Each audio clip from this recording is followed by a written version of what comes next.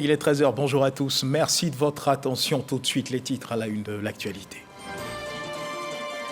Fraude sur le gaz butane, 2 sites démantelés, 4 individus convertis en marchands de gaz butane mis aux arrêts. Les faits se sont déroulés dans la commune d'Abobo, dans les quartiers du plateau d'Ocuy et non loin du 14e arrondissement de cette commune. On en parle dans cette édition. Les opportunités d'investissement en Côte d'Ivoire ont été présentées à une trentaine d'hommes d'affaires de la délégation du maire de Houston par la Confédération générale des entreprises de Côte d'Ivoire et le Comité national de pilotage des partenariats publics-privés. C'était à la maison de l'entreprise au plateau. On en parle dans cette édition. On va suivre le compte-rendu de Dangui Danguier. Au Niger, Mohamed Bazoum, président démocratiquement élu, ne tient plus les commandes du pays depuis hier. Dans la soirée, des militaires ont annoncé à la télévision nationale sa destitution, la fermeture des frontières et l'instauration d'un couvre-feu. Motif avancé par les putschistes, la dégradation continue de la situation sécuritaire dans le pays. Voilà pour l'essentiel. Bonjour à tous, merci de nous suivre. La coopération entre la Côte d'Ivoire et Israël réaffirmée. Le vice-président de la République, Timokom Eliet-Kone, a reçu en audience au palais présidentiel le ministre des Affaires étrangères israélien en visite en Côte d'Ivoire. Audience suivie par Viviane Haïma. En visite de travail de 24 heures à Abidjan ce mercredi 26 juillet, le ministre israélien des Affaires étrangères, Eli Cohen, a été reçu par le vice-président Kone Timokom Eliet, porteur d'une invitation du gouvernement israélien au président de la République Alassane Ouattara pour le sommet Israélo-Afrique qui sera organisé le 4 décembre prochain en Israël. Le ministre israélien était accompagné d'une délégation de dirigeants d'entreprises. Je voudrais exprimer toute ma joie d'effectuer cette visite aujourd'hui en Côte d'Ivoire. C'est la première que j'effectue en ma qualité de ministre des Affaires étrangères. Je crois en la qualité de nos relations, les relations de nos deux pays qui sont en de bons termes. La Côte d'Ivoire a une croissance remarquable et les chiffres que nous voyons témoignent de cette croissance-là. Je suis venu avec une délégation importante d'hommes d'affaires, environ une dizaine d'entreprises israéliennes qui déjà sont en activité ici, pour certaines qui opèrent dans le domaine de l'agriculture, la télécommunication, la santé, la cybercriminalité. Je souhaite que nos deux populations puissent tirer les profits de nos relations que nous souhaitons renforcer au maximum. Toutes ces bonnes relations, à travers ces bonnes relations, j'ai invité son Excellence le Président de la République, son Excellence le Vice-président de la République, son Excellence Madame la Ministre d'État et tout le gouvernement à une visite à l'occasion d'un sommet Israël qui se tiendra le 4 décembre prochain en Israël. Et ce sera une occasion justement pour renforcer davantage nos coopérations dans les domaines où nous excellons. Le président de la République, Alassane Ouattara, avait effectué une visite officielle en Israël en juin 2012, soit 1 an après son accession à la magistrature suprême. Voilà, occasion pour les deux personnalités de saluer la bonne santé des relations de coopération entre la Côte d'Ivoire et Israël. Et parlons justement de santé. L'hôpital public en Côte d'Ivoire se fait une santé, construction de centres de santé, réhabilitation et renforcement des plateaux techniques à travers tout le pays. Le plan national de développement des infrastructures sanitaires du gouvernement est en marche. Le gouvernement entend ainsi offrir aux populations des soins de qualité. Un objectif, mieux une réalité qui se ressent tant dans les zones urbaines que rurales. Alexis Ouedraogo. Ce matin-là, dans ce bloc opératoire, une césarienne est en cours. Il faut agir vite pour sauver la vie de cette mère, dont la grossesse arrivée à terme présentait des complications. Pour ce gynécologue obstétricien, pas de temps à perdre. Voilà, voici ton bébé. Regarde ici. Des interventions dans l'urgence dont le docteur Pacom Niaté a l'habitude. Depuis quelques mois, c'est dans ce bloc flambant neuf qu'il opère avec son équipe. Le spécialiste le reconnaît, grâce à ce nouveau plateau technique répondant aux normes internationales, il est plus aisé de travailler et de sauver des vies. Voilà, nous avons des salles plus équipées, plus grandes, plus aérées, mieux éclairées, avec du matériel chirurgical aussi en nombre suffisant, qui nous permet de tourner toute une journée. De nouveaux équipements médicaux dans une infrastructure sanitaire nouvelle. Voici, à 368 km d'Abidjan, le centre hospitalier régional de San Pedro. Un complexe qui vit du ciel se dessine fièrement sur 8 hectares. Au total, l'hôpital compte 15 services, allant de la réanimation comme dans cette salle entièrement équipée, au service de radiologie avec examen des seins pour détecter d'éventuels cancers, mais aussi à la médecine néonatale. Le docteur Kissiedou Alexandre Maison est le directeur de cet établissement sanitaire, un administrateur aux petits soins de ses patients, les plus jeunes en particulier. Ça va bien? Oui, ça va, merci. Ok, et les enfants? Oui, ça va. Dans cette salle, les bébés nés prématurément sont en observation, gardés à bonne température. Nous avons encore les patients qui viennent de la commune de San Pedro, mais aussi les patients qui viennent actuellement de Miadji. Nous avons aussi des enfants qui viennent de Saint-Sandra et de Tapo. Offrir aux populations ivoiriennes des prestations sanitaires de qualité, c'est le défi qu'entend relever le gouvernement ivoirien depuis quelques années, et ce sur toute l'étendue du territoire national. Une politique qui, pour être mise en œuvre, nécessite une enveloppe globale de 1200 milliards de francs CFA, ce qui englobe bien sûr la construction d'hôpitaux de référence, mais aussi la réhabilitation et le renforcement des services au sein d'hôpitaux déjà existants. C'est le cas ici, au centre hospitalier universitaire de Cocody à Abidjan, où ce bâtiment de 3 étages doit être livré bientôt, consacré à la gynécologie obstétrique et pédiatrique. À l'intérieur de vastes espaces en plein aménagement qui accueilleront sous peu le couple mère-enfant. Un pavillon doté d'une quarantaine de couveuses, 184 lits, 86 respirateurs et 7 blocs opératoires. À travers toute la Côte d'Ivoire, les projets se multiplient. Dans le district sanitaire d'Abidjan, la vaste commune de Yopougon attend aussi de voir achever la réhabilitation de son hôpital général. Un chantier qui doit être bientôt livré et que vient superviser ce jour le patron de la DIEM, la direction des infrastructures de l'équipement et de la maintenance. Il suit de très près l'évolution des travaux. Une structure qui assure la maîtrise d'ouvrage déléguée avec pour mission de mettre en œuvre la politique gouvernementale. C'est tout le pays qui est en chantier, allant des petits centres de santé dans les villages, aux hôpitaux généraux, les CHR et même dans les CHU. Donc le projet couvre l'intégralité du patrimoine de la santé. Direction Adzopé, dans le sud de la Côte d'Ivoire, qui compte 157 000 habitants et tout autant de potentiels patients. 30 milliards de francs CFA, c'est ce qu'il aura fallu investir ici pour bâtir aussi ce centre hospitalier régional équipé d'appareils de pointe, comme ce scanner flambant neuf. Dans cette unité d'imagerie médicale, les malades sont désormais scrutés de la tête aux pieds. La salle de scanner dans laquelle nous sommes est équipée d'un scanner 64 barrettes, donc très performant, de nouvelle génération, qui nous permet de faire toutes sortes d'examens. Avec 3000 consultations en moyenne par mois, ce sont 491 personnels de santé et techniques qui y travaillent au sein de 27 services.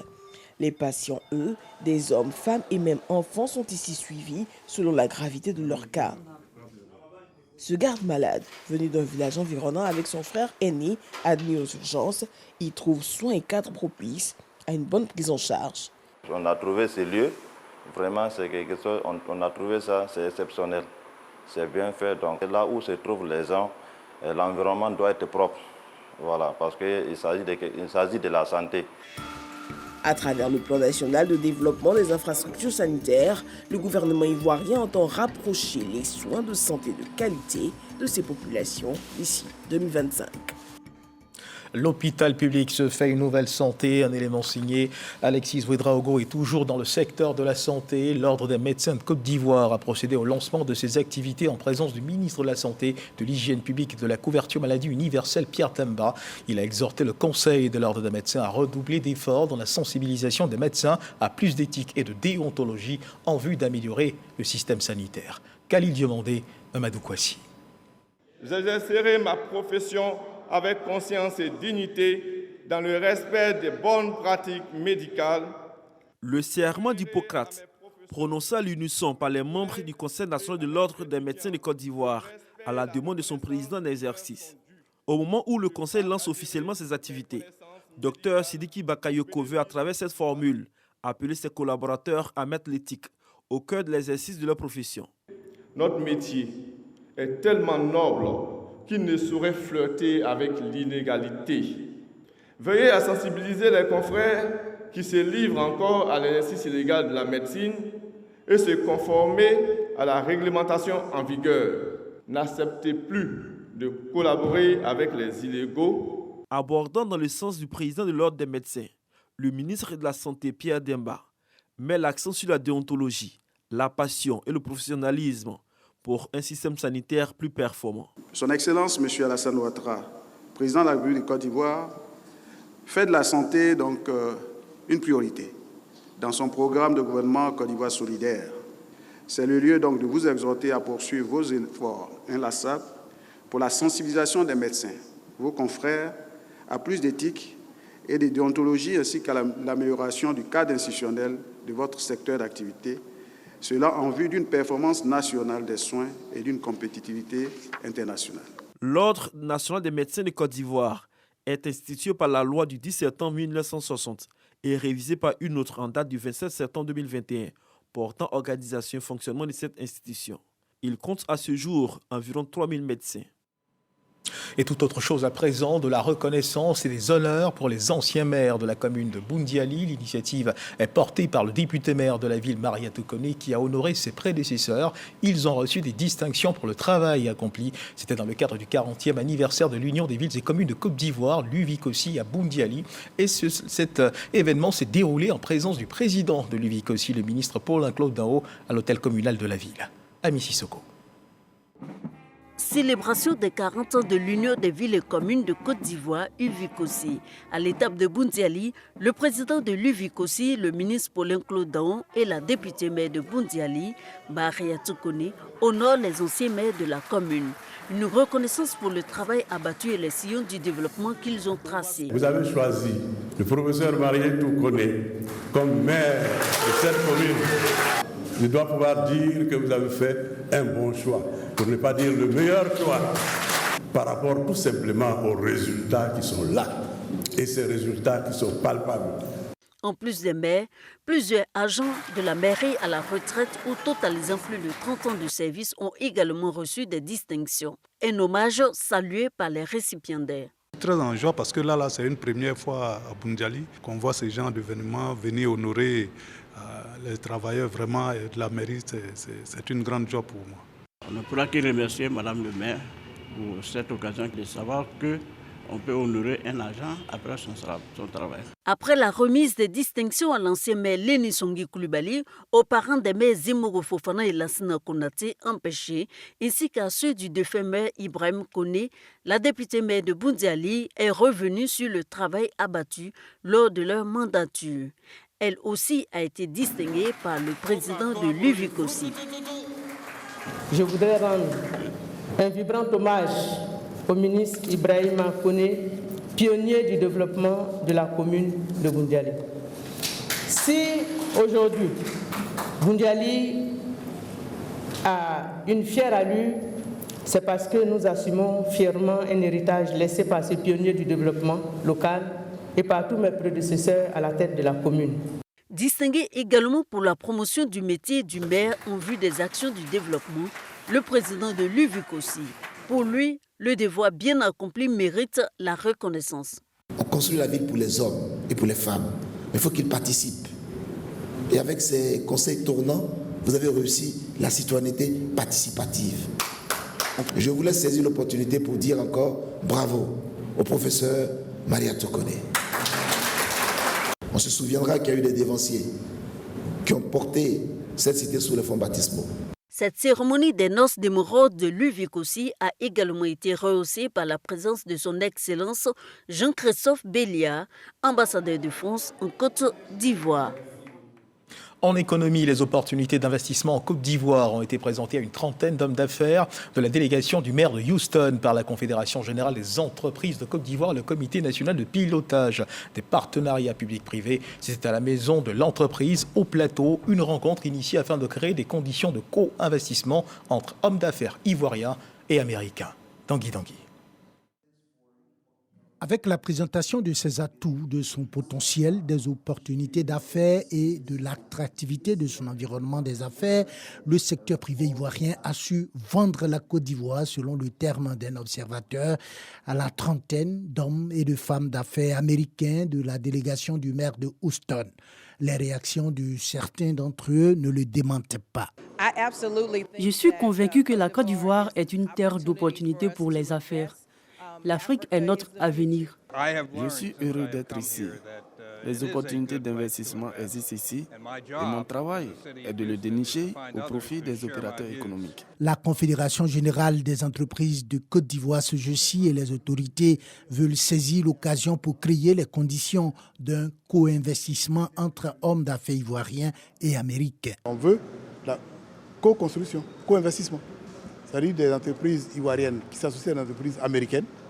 Et donc évidemment, ils sont venus, on sait que ce qu'il y a comme opportunité. La CGC va s'organiser aussi pour aller vers eux. Un panel suivi de séries de questions-réponses a permis aux hommes d'affaires ivoiriens et américains d'être au même niveau d'information sur les opportunités de co-investissement qui peuvent faire l'objet d'un partenariat gagnant-gagnant. Autre titre de l'actualité ce jeudi, du gaz butane vendu frauduleusement sous des lignes de haute tension. Les faits se déroulaient il y a peu dans la commune d'Abobo, dans les quartiers du plateau d'Ocuy et non loin du 14e arrondissement de cette commune. Ces sites de vente frauduleux ont été démantelés et 4 individus convertis en marchands de gaz butane ont été mis aux arrêts. Ils répondront de leurs actes devant les tribunaux. Lancine Bakayoko. Sur ces sites de transvasement illicite de gaz butane au plateau d'Ocuy, les citernes ont été démantelées en l'état sans soustraire le gaz, les matériels convoyés vers un site sécurisé. Autour de nous, nous avons des pylônes électriques, c'est très dangereux. Donc il faut faire très attention pour ne pas que la population soit exposée. Les matériels démantelés, 5 bonbonnes de 3000 litres de gaz butane chacune, ainsi que les accessoires de transvasement. Un autre site de transvasement illégal de gaz de 3 citernes avec une contenance de 4 tonnes a également été démantelé, ici à Bobo, non loin du commissariat du 14e arrondissement. Un soulagement pour les riverains. Il dit que vraiment, il y a un danger qui est derrière nous. Parce que nous, on est en face même. Le coin, c'est moi, je suis là, on est en face. Donc tous les jours, on priait. Donc c'est Dieu même qui nous protégeait. Et on s'est plaint. Bon, ils ont fermé. La gendarmerie même était avec nous ici. Ils nous ont surveillés pendant quelques mois. Et puis bon, ils se sont retirés, mais quelquefois les gars revenaient ici. Selon le directeur du suivi et de la réglementation des hydrocarbures qui a coordonné toutes les opérations sur le terrain, aucune concession ne sera faite à ces activités frauduleuses du gaz sur toute l'étendue du territoire. La population doit toujours collaborer avec l'administration en charge des hydrocarbures afin d'arriver un jour à mettre fin à ce fléau-là qui constitue une véritable menace pour la population. Au terme de ces 2 opérations, 4 individus ont été arrêtés. Notons également que le Comité national de lutte contre la contrefaçon était le week-end dernier à Bingourou dans le cadre d'une campagne nationale de sensibilisation des populations afin qu'elles s'imprègnent des dangers liés à ce fléau sur l'économie nationale. L'objectif de cette campagne est d'impliquer les populations dans la lutte contre la contrefaçon. Le comité a donc rencontré les douaniers et l'ensemble des forces de sécurité et la population en général. Herman Yamia. La contrefaçon tue l'économie nationale. Il faut donc mettre fin à cette pratique. C'est en substance le message livré par les membres du Comité national de lutte contre la contrefaçon en mission à Bingourou. Cette activité consiste à la fois à avertir les professionnels de la lutte contre la contrefaçon que sont les policiers, les douaniers, les magistrats et aussi avertir la population des dangers de la contrefaçon. Cet atelier fait partie d'une tournée que nous organisons à travers le pays tout entier. Le but, il est simple, c'est de montrer à tout le monde quels sont les dangers de la contrefaçon et comment on doit faire pour lutter ensemble contre la contrefaçon. Au premier jour des travaux, ce sont les forces de défense et de sécurité, notamment les agents des douanes, de la gendarmerie nationale et de la police, qui étaient instruits et sensibilisés sur le danger que représente cette pratique, d'où leur implication totale pour la freiner. Projection diapo et démonstration pratique pour dissocier le vrai du faux. Hormis les forces de défense et de sécurité, les membres de la société civile, à savoir Les responsables de jeunesse, les têtes couronnées, les associations féminines ont aussi profité de cette séance de sensibilisation du Comité national de lutte contre la contrefaçon. Un reportage signé Herman Yamien, le ministre de la Santé, Pierre Dumba, représentant le ministre de l'Entretien routier de l'équipement, a procédé au lancement officiel du bitumage des axes routiers de réhabilitation des voiries de la ville de Sikensi. Ce sont 3 km de voiries qui sont concernés par ce programme de bitumage pour un coût de 2 milliards de francs CFA. Il sera exécuté sur 6 mois. Les populations de Sikensi, heureuses, remercient le chef de l'État, Alassane Ouattara. Reportage signé Frédéric Oulaï et Jean-Marc Tchadji. Malade de son réseau routier, ces coups de pioche et de pelle vont transformer le visage de la ville de Sikensi dans moins de 7 mois. Le président du conseil régional de l'Anyébi-Tiassa, représentant le ministre de l'Entretien routier et de l'équipement, donne le coup d'envoi des travaux de bitumage de la ville. Un rêve devenu réalité pour les populations. Ça fait 62 ans que ce bitume-là existe à Sikensi. Aujourd'hui, c'est un soulagement pour les populations de Sikensi de savoir que le président de la République, son Excellence Alassane Ouattara, a vu les souffrances des populations de Sikensi et apporte le développement à travers ce bitumage donc, de la ville de Sikensi.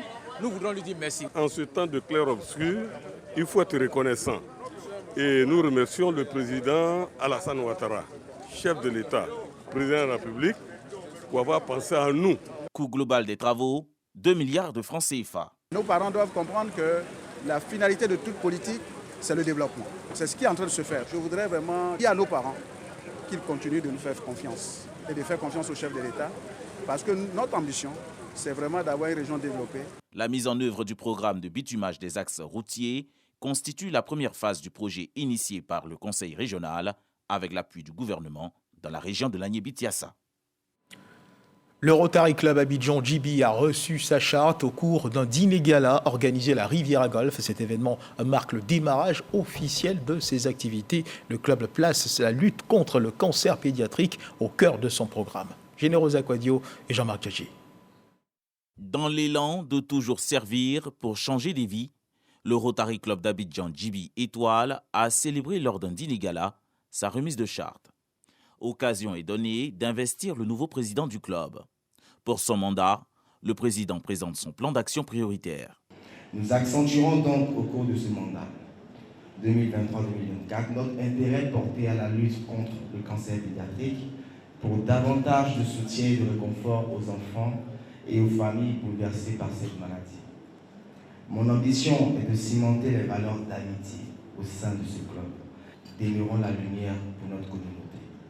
Le directeur général de Deloitte Côte d'Ivoire et le gouverneur du district 9101 saluent cette initiative et encouragent leurs fileuls à poursuivre leur action humanitaire. Un club Rotary est un club qui œuvre dans les 5 domaines d'action de Rotary et aussi les clubs qui travaillent dans les 7 axes stratégiques de la Fondation Rotary. Avec ces clubs, notre district 9101 est un district dynamique, est un district performant. Une autre étape de votre vie rotarienne débute. Vous devez continuer de vous mobiliser et surtout de récolter les ressources externes, matérielles, financières, humaines, nécessaires pour mettre en œuvre un programme ambitieux d'action pour répondre aux besoins de votre communauté. Club en création depuis plus d'1 an, le Rotary Club Abidjan Djibi Étoile a obtenu sa charte le 7 juin dernier. Il est le 44e club du Rotary de Côte d'Ivoire. Et au chapitre des pluies diluviennes et de leurs conséquences sur le quotidien des populations, la Fédération nationale des chefs de communauté ne veut pas rester en marge de la campagne de sensibilisation initiée par les autorités ivoiriennes en vue d'appeler les populations qui habitent des sites susceptibles d'être inondés à quitter les zones à risque. Devant les nombreux dégâts causés par la saison des pluies récemment à Yopougon, au quartier Mikao, cette fédération a investi le terrain pour sensibiliser la population. Astotore Daniogo. Après les dégâts causés par la pluie dans la nuit du 6 au 7 juillet dernier à Yopougon-Mikao, la Fédération nationale des chefs de communautés urbaines de Côte d'Ivoire est sur le terrain. Cette visite vise 2 objectifs, apporter du soutien et sensibiliser les populations encore hésitantes à quitter les lieux. Dès que la pluie a commencé, je me suis réveillée pour mettre les bassines sous la pluie pour recueillir de l'eau. Et c'est ainsi que j'ai échappé aussi avec mes enfants qui étaient dans la maison. Sinon, le danger est toujours permanent. C'est dans ces veines-là que la maison est tombée sur notre famille.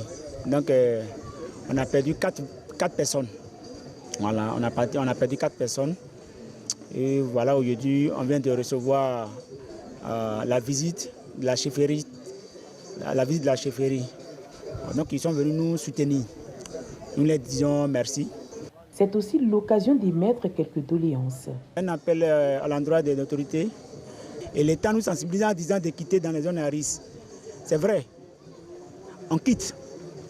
Mais eux aussi, ils n'ont qu'à prendre le temps de dire aux propriétaires des maisons de ne pas construire dans les zones à risque. Parce que quand il y a un pauvre qui n'a pas les moyens d'aller louer une maison de 40 000 et il voit une maison de 5 000, ça l'amène là-bas. Mise en mission respectivement par les ministres de l'assainissement et de la salubrité et le ministre de l'hydraulique, les chefs de communauté veulent apporter leur contribution à la préservation de la vie des populations vivant dans ces zones à risque. C'est une mission de solidarité, mais c'est une mission pour nous-mêmes, parce que nous sommes les représentants des populations urbaines. Nous avons vu toute la dangerosité des sites sur lesquels nos parents sont. Et nous demandons à nos populations de quitter ces sites-là. Il ne faut pas faire en sorte que le bien matériel surclasse la vie humaine. Rappelons que les pluies diluviennes dans la nuit du 6 au 7 juillet dernier ont causé au moins 4 morts et de nombreux dégâts matériels. Le gouvernement en appelle à la vigilance, mais surtout à quitter ces zones à risque. Et un mot de sport dans ce journal, vous le savez, la Côte d'Ivoire sera le pays hôte de la CAN 2023. Le pays envisage de faire de cette CAN la plus belle jamais organisée sur le continent. Avant l'organisation de cette compétition qui célèbre le foot africain, le COCAN, le comité chargé de son organisation, pense déjà à la pérennisation de l'héritage de cette Coupe d'Afrique des Nations. Un séminaire de réflexion sur l'héritage de la CAN 2023 a été initié à Grand-Bassam par le président de ce comité, Albert François Amicia, et son équipe. Reportage, Moyabi Diabaté, Odaléboué. Le comité local d'organisation de la 34e édition de la Coupe d'Afrique des Nations de football pense déjà à l'après-CAN 2023. Pour garder en état les différentes infrastructures de cette Coupe d'Afrique des Nations, le président du COCAN, Albert François Amicia, a convié près de 200 experts ivoiriens et étrangers à un panel. Essayer d'anticiper ce qui va se passer, ce qui doit se passer, est forcément, à mon avis, plus rentable parce que vous précédez la faute et donc du coup, vous allez amortir l'éventuelle erreur qui pourrait subvenir. On a présenté le modèle de gestion marocain. Après, bien évidemment, il faut l'adapter au contexte ivoirien. Ils sont déjà, en termes de réflexion d'après-CAN, ça veut dire qu'ils assurent déjà la réussite de l'organisation de la CAN. Démarré le jeudi 20 juillet 2023, les travaux se sont achevés 24 heures plus tard. Des réflexions ont été menées autour de la gouvernance des infrastructures sportives et non sportives, le capital humain de la CAN 2023, la constitution d'une mémoire du football, la planification et la programmation des charges récurrentes et les dépenses d'entretien des infrastructures. 6 stades accueilleront cette Coupe d'Afrique des Nations en 2024. C'est près de 500 milliards de francs CFA investis dans les différents travaux. Pour le COCAN, il n'est pas question de perdre tout cet investissement après l'organisation de la compétition. L'héritage doit être préservé. Nous souhaitons qu'après 2023, précisément après 2024, les nouvelles générations sachent ce qui s'est passé lors de la 34e édition. Quels en étaient les acteurs? Quelles étaient les retombées économiques, les retombées sociales et même les retombées sociétales de cet événement? La RTI, radio-télévision diffuseur hôte de la compétition, était fortement représentée à ce séminaire.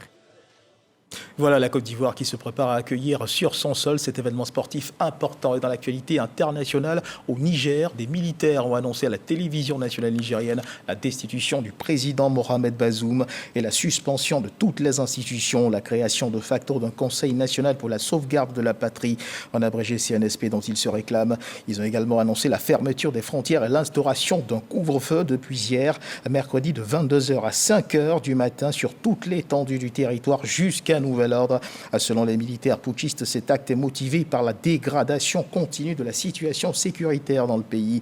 Message porté par le colonel-major Amadou Abdraman Sanjobi. Mohamed Bazoum, président démocratiquement élu, est au pouvoir depuis 2021. L'état-major des armées a d'ailleurs indiqué souscrire à la déclaration des forces de défense et de sécurité. Et aux dernières nouvelles, Mohamed Bazoum, le président, est retenu donc depuis hier. Et ce jeudi, l'ONU, l'Union européenne et la Russie réclament la libération du chef de l'État nigérien. Voilà qui marque la fin de cette édition. Merci de nous avoir suivis. Agréable début d'après-midi. Dieu garde la Côte d'Ivoire.